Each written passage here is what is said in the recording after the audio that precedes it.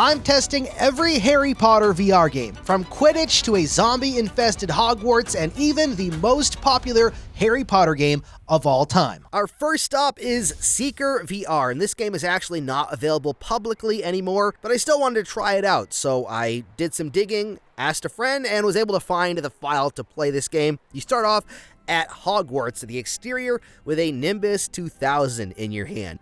Oh, Jason Crow.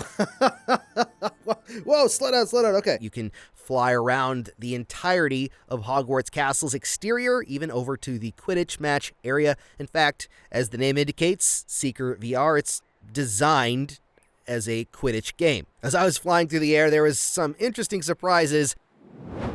Whoa, my goodness, that just surprised me. You could do a barrel roll. The mechanics of the game were a little bit strange, though, because even though you could fly around the game and you could technically walk using the joystick, there was no collision with the ground, and you could just kind of fly into the ground and bounce off of it, and there was no actual standing. You were just always on your roam flying around, so it was a little bit weird, and it had a lot of frame drops and issues later on that made me actually have to exit the game and made me nauseous, like legitimately have to stop playing for a while nauseous. Oh my word. I don't know if you can see that on the screen, but there's something really weird. There's not a lot of optimizations happening here. I might have to be done with this and move on to the next one because, yeah, that's making me really sick. The game only had one spell that you could do as well. Lumos. Okay, so you can do one spell. You can cast Lumos. Nox. And Nox, turn it off. All right, so we got one spell. That's all we've got. This is really, though, about playing Quidditch. I mean, Seeker VR kind of tells you that. Oh, that was cool. All right, let's see if we can go play some Quidditch here. You could open up the box, and you can try to chase the golden snitch. You ready? Whoa, jeez, okay, all right. Where did it go? Where are you? I can hear it. Can't see it, though. And try to take the club and beat the ball away that keeps smashing into you and pummeling you. All right, this is... Whoa! Oh, it's trying to hit me. I forgot it tried to hit me. The controls were all over the place, and they weren't very intuitive, so it was actually really hard to play any kind of pretend Quidditch match.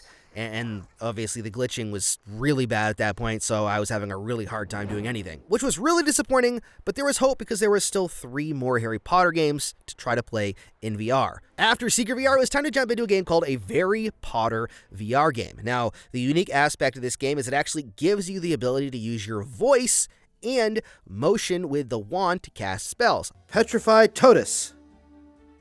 Okay, that would work. It actually showed some real promise, because you started off in a story mode inside of a pub, and you got to open up the secret entryway to the wizarding shopping area. Diagon Alley, which is not what this is. This is actually something totally different, and it's off-brand so that they don't get in trouble. In fact, Ollivanders isn't exactly Ollivanders. Oliver's. Instead of Ollivanders, it's Oliver's. All right, let's go get our wand from Oliver. Did you see that?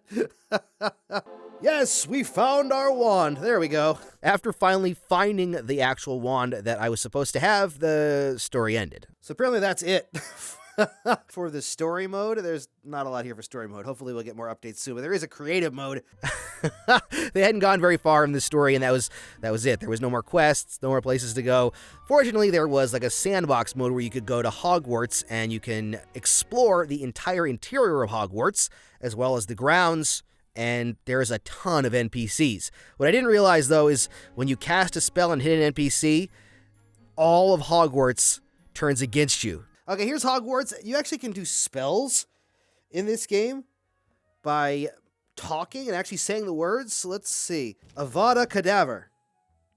Is that what that is? Oh, I just hit that person. Oh, please. You're not going to attack me, are you? Oh, crud. I didn't want you to attack me. I didn't mean to hit anybody. Please stop. So after being killed and ending up in my common room again, I decided I would go somewhere safe to try to practice my spells. After doing a little bit of exploring, obviously, I ended up in the dining room with all the floating candles and everything, and there was a ton of people in there. Oh, I ate it. And I accidentally cast a spell on someone, and everyone turned against me again. No, I didn't mean to. Please stop. And I backed off of the platform. Oh, I fell off the map. That's That's not what was supposed to happen. They're following me. So after resetting the game and jumping back into it again, I decided it would be safer to go somewhere else to try to cast spells that had nobody around. Bombard 'em. Whoa! Serpent Sortus. Then I thought it would be fun to try to make a snake massive. Engorgia. Engorgia. Holy crap. After that, of course, I had to turn to the dark side and just start using some of the spells that I learned to see how many students that I could take down in Hogwarts. Bombard 'em. Bombard 'em. Bombard 'em. Whoa, look at this. Bombard 'em. Overall, a Harry Potter VR game. Well, it was a really cool fan game and it was off-brand. It had its own issues. So, while it was cool to go in Hogwarts and actually see the inside, it didn't feel like that magical Harry Potter experience that I'd been searching for in virtual reality. It was then time for the game I was most excited for, another fan game called Rise of the Inferi, but this is something extremely unique. It's set within the Harry Potter universe, yes, but an alternative timeline where, like, the dead have risen and taken over the world. Well, this has a totally different vibe than anything I've ever seen in Harry Potter before. Okay, what? Oh, he's moving. Okay. Where's my wand? Ah, Chiso Crow, you're faster than I thought you were going to be. Stick back. Stay back. Why don't you just go over there?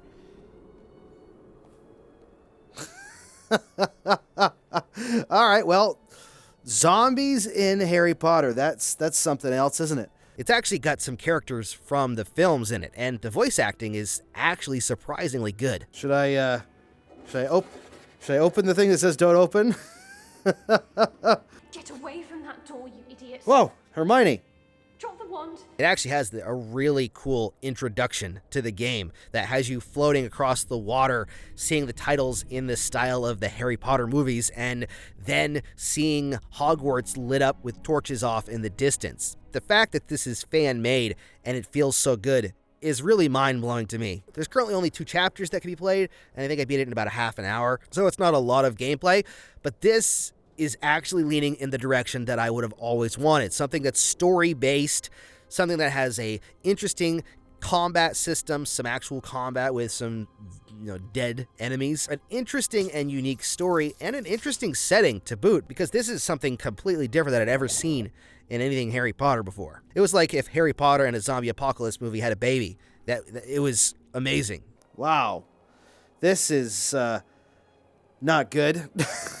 This is a far cry from what this used to look like. I tell you what, this looks a tad bit different than any of the other games that we've played in VR. Number one, the scale is massive in this. I feel like this is a lot closer in scale. There's a lot of detail everywhere. Look, there's graves all over the place. A lot of people have died here. Hopefully nothing comes out of the graves. That would be scary. This game, out of all the games I'd played so far, was ticking off a lot more boxes. It was actually making me feel like I'd stepped into the world of Harry Potter, albeit a very different one. And because of that, it wasn't perfect. The game itself was great, and I could see some potential to it, but I wanted to jump into the more magical, colorful, I don't want to say happy side of Harry Potter, but you know what I mean. The Harry Potter that we've come to know and expect from the original movies. Not the later ones, the darker ones, but, the original ones. And that's why I'm most excited for the last game that we're going to feature. This is probably the best Harry Potter game of all time, and it's not even about Harry Potter. It's about Hogwarts. Hogwarts Legacy is a massively successful game. You've probably heard of it, I'm sure. If you're any fan of Harry Potter at all, you've probably even played it. But what you probably don't know is you can actually play the game in virtual reality using mods. Oh my goodness. Look at the detail of this place. I thought this game looked amazing on a flat screen. This is unbelievable. Look at this. Look at the lighting coming through the window. Look at all the stacked books. There's so much detail. This is unbelievable. I'm I don't even know what to say. This is just one room. We got to keep going. All right, let's see if we can keep moving here. Wow, look at the light. The texture of everything, it's beautiful. Which way is the And it's running really well, surprisingly, right now. Stopping here for just a second to say those black lines and boxes you're seeing on the bottom and sides of all the footage does not show up in headset. It's just the recording, so it actually looks fantastic in comparison to what you're seeing. So that's not something you get inside of the headset when you're playing the game. But to say that I was blown away by Hogwarts Legacy in VR is a massive understatement. Wow. Oh my goodness, look at that. Wow, look at the chandelier. Moving pictures, do they move? They do move. Wow, this is insane. Walking through the halls of this game was literally a dream come true, and it couldn't have been more amazing. Wow, look at all these people. This is the common room here. Whoa. Look at this. The scale of this game is unbelievable in VR. Like, it's almost unlike anything I've ever seen before. There were moments where I literally was speechless. Oh, wow, look at the light. Look at the light coming through the trees there. Oh my goodness, that is stunning. We gotta go check out this sunset over here. Wow, look at that. That is stunning. Unbelievable.